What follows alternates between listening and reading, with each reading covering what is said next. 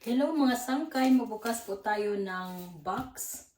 Ito po ay Filipino foods ang laman. Tingnan natin kung ano ang mabibili na sa halagang 72 euro. Pero yung 72 na yan ay kasama na yung kasama na yung pheasant or yung shipment.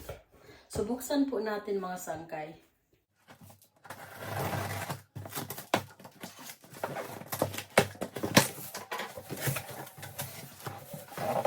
Yan, ang ganda ng kanilang pagkabalot.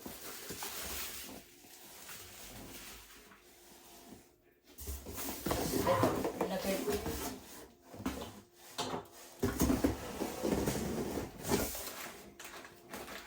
So, ito po.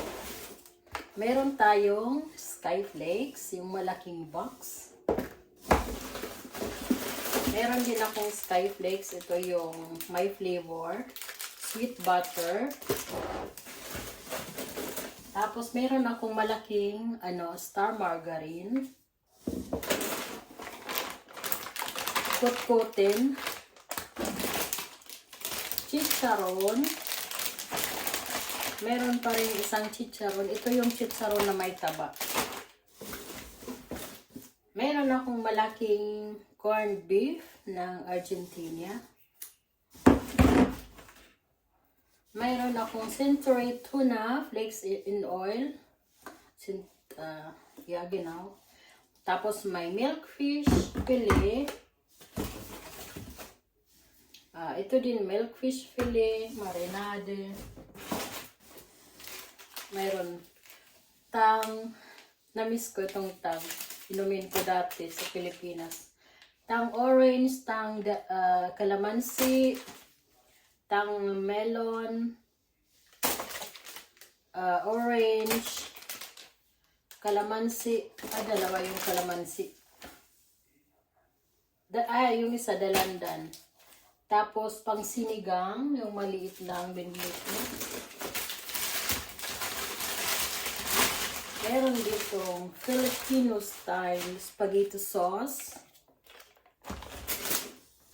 Chicharon ulit. Ang dami ko palang chicharon. Tapos, meron tayong munggo. Yung paborito kong ulam. Gulay. Munggo. Tapos, dalawang spam. Ito yung turkey at saka classic.